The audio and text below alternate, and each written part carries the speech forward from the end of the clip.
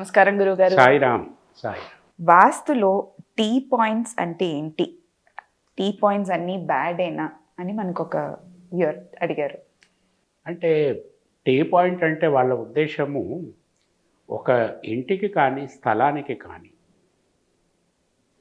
ఏదో ఒక మూలన టీ పాయింట్ ఏర్పాటు అవ్వటం.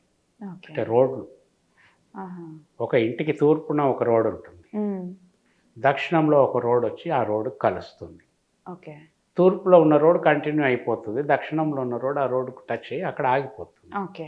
సో అది టీ జంక్షన్ అంటాం. ఓకే. T point.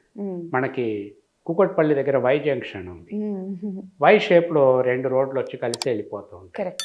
అట్లాగే రెండు రోడ్లు ఒక ఇంటికి రెండు వైపులా ఉండి అది టీ జంక్షన్ లాగా అంటాం అన్నమాట. అంటే రెండు రోడ్లే ఉంటాయి, ఒక రోడ్ కంటిన్యూ అవుతుంది, ఒక రోడ్ అక్కడికి ఆగిపోతుంది. అది టీ జంక్షన్, టీ రోడ్.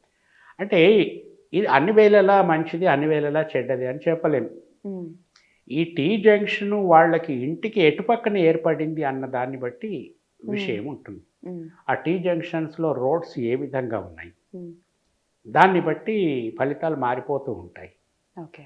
ఈ టీ జంక్షన్ వల్ల ఏమిటంటే చాలా సందర్భాలలో ఏదన్నా ఒక రోడ్డు పోటు వచ్చే అవకాశం ఉంటుంది. అంటే వీధి పోటు రావచ్చు, రాకపోవచ్చు, కానీ చాలా సందర్భాలలో వచ్చే అవకాశం ఉంటుంది.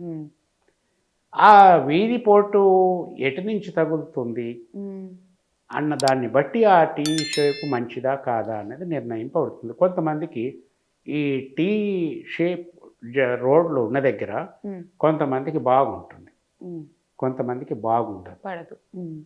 అందుకే ఈ డౌట్ వస్తుంది.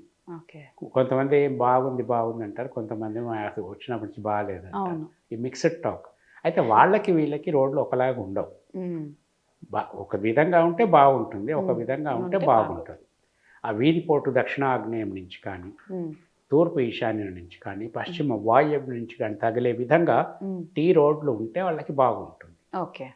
అలా కాకుండా విభిన్నమైన వీధిపోట్లు వచ్చేలాగున్న ఈ టీ షేప్ రోడ్స్ ఉంటే బాగుండదు. ఓకే. సో అందరికి ఒకలాగా ఉండదు.